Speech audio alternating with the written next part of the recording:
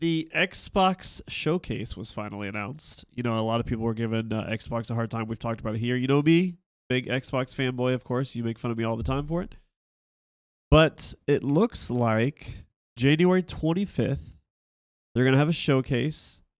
It's going to highlight, you know, Bethesda, Microsoft. Mojang's going to be there. So Minecraft Legends will be there. A few other things, Redfall. Forza Motorsport is supposed to be talked about finally, which I know is something you'll be pretty excited about.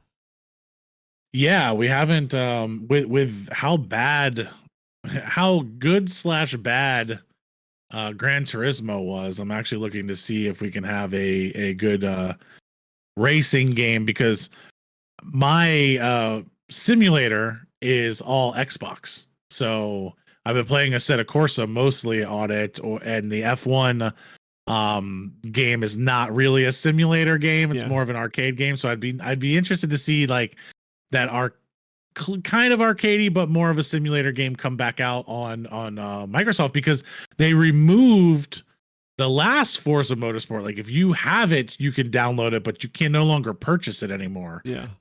Which was really an interesting move. I'm not 100% sure why they did that, and they just didn't put it like on Game Pass or something like that. At least have the game out there. Yeah, I don't know exactly, but my guess is it's licensing within the cars or something they didn't continue to have. Licensing, but remember, I don't think they officially bought Turn 10 until maybe 2 or 3 years ago. So it might be an issue there. Maybe yeah, that's true. I don't know. It feels like there's a contract issue there to just pull the game. It's more than it is a like the game isn't good, because it's still a great game. Yeah.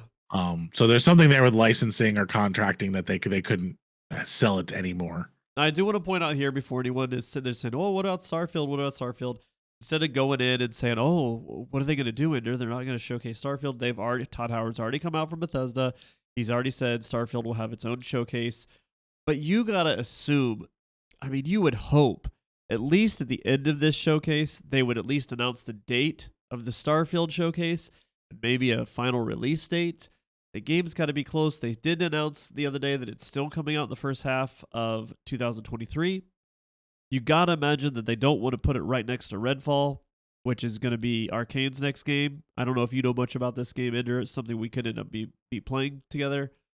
But are you... No, I haven't really dove too much into new stuff that's been coming out. I kind of get into my Call of Duty haze where I stop really paying attention and just really focus in on that title. And also, as like it's not really a casual game, but you can play it casual now. I've been playing a lot of World of Warcraft. So again, those games take up so much time. I'm kind of interested to start getting into some more stuff and broadening again and playing more games, because honestly, like we've talked about it at nauseum now. I think we just kind of start getting bored with the Call of Duty gameplay and maybe the Battle Royale gameplay in general right now. I am going to probably go back and play some more Fortnite as it comes, because it's not a new season, but you know, this isn't what we're talking about here. But yeah. I am interested in how Xbox, what they're going to have, who's going to be there. Are you excited about it? Do you think it's too little too late? Did they wait too long? I don't know. I kind of it's kind of one of those things where Xbox lately has not had enough exclusive games that have gotten me super excited for their exclusive launch of things. So like, what are you showing me? Things that I've already known about for a while. Okay, Forza, great. You know, Minecraft, great. If this was like Minecraft Legends, which is their RPG take. But let's say if the merger had gone through, if this is like our first big event of all the studios, Activision being part of it, everything coming together, and we're telling you what the future is going to look like, I would be super jazzed right now. But I think they kind of have to put a lot of their, you know, really heavy development and thought process and things in there to winning this lawsuit and making this merger happen before they're going to come out with something that's just mind-blowingly great. And in my opinion, I think Starfall's there. So I'm more interested of like, Starfield, like you said, are you going to give me that date a Starfield? Are you going to give me that date, or are you just going to like kick the can down the road and just say here's some of the like Minecraft Legends? Honestly, have never played Minecraft more than 8 minutes of it, and I was already bored. I know you can do tons of things. It's a phenomenal game. I'm not saying anything against the game. It's just not my kind of game. Forza would be cool, but again, it's like, okay, it's a racing game. Like, I understand that. Like it's not going to get a lot of people behind it. Redfall, don't know much about. Well, here, let me tell you a little bit It about. looks kind of cool. Let me tell you a little I've seen bit some about pictures of it. Let me tell you a little bit about Redfall and see what you think, Ender. So Redfall, when it was first announced, you have your 4 characters. You're fighting vampires in this city. It's by Arcane, who made Deathloop and very, very good single player games, of course. And now they're going this multiplayer route. So with the 4 characters versus the vampires, everyone assumed, oh, it's Left 4 Dead. Now, what I find interesting about what Arcane and Bethesda decided to do in response to a lot of this, a lot of times, let's be honest, developers and other companies, this game plays exactly like this. Everyone knows this game plays exactly like this other game. But when they talk about it, they don't talk about the other game. They don't mention the other game. They don't say it compares to another game that's not, part of their company. None of that comes out. These guys were like, no, it's nothing like Left 4 Dead. They said the only thing that's in comparison to Left 4 Dead is that it's 4 people that can play it together. They said that's it. They said they compare it more to an old school Far Cry game. I'm excited, I think. You don't have to play as different characters. You can play as the same characters, but each character has different abilities. They said it's almost like a Far Cry meets Borderlands. You can play the whole thing. Time will tell. We'll see. Yeah. I am all for anyone that is looking to come out with co-op games. We don't have enough co-op story mode games for people to play and have fun in, and it seems like the only genre that we get that's about it are these apocalyptic zombie monster horror games that you get to do that in. Like, I wish we would have like Call of Duty could simply take the Call of Duty campaign, allow you to play with 4 people, and have a wonderful thing. Like, they're trying to do that with the raid system, but we've honestly never even played the raid system because you have this gap to get to it. So I am all for anyone that's looking to do a co-op game. Like, go back to the old Gears of War games. Like, Gears of War was phenomenal at doing co-op campaigns and having all of these different things like you could do together that was outside of multiplayer toxicity world. Like, you could just get your friends together and play, and you don't have to worry about everything else. You're just playing the game. Like Shatterline. I really wish they would put some more time into stuff like Shatterline to be able to do like the extraction modes and things they had. And I know there was some, like, the Division tried to do that, but you don't really have always the best developer teams or the money or what you would need in order to go through with it. So being that it is Bethesda and they don't normally put out things that aren't polished, good products most of the time, like, there's always flops, there's always things you say there, but most of the time they're putting out good products. You could have a really cool game here. I mean, I've watched a little bit of the trailer. I've seen what it is. I'm not a big vampire story person anyway, but if it's cool enough, I'll play it. Yeah, I think you're right there. I think the vampire aspect is what is making me hesitant for sure. Now, let me ask you this, Ender. With the whole Xbox versus PlayStation, of course, Xbox puts everything out on PC now. How important is this showcase with Xbox, with the Activision deal, with becoming relevant again, with their head-to-head with Sony on who makes better exclusives?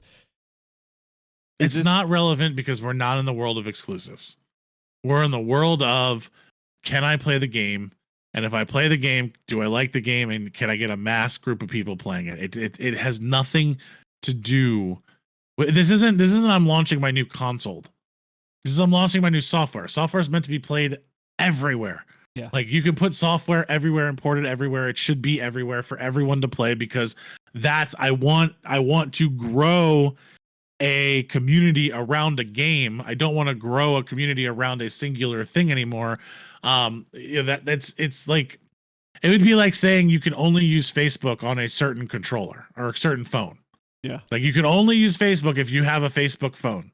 Facebook would have flopped a long time ago. Is that how they did that? So this is software. Port the software where you need it to be.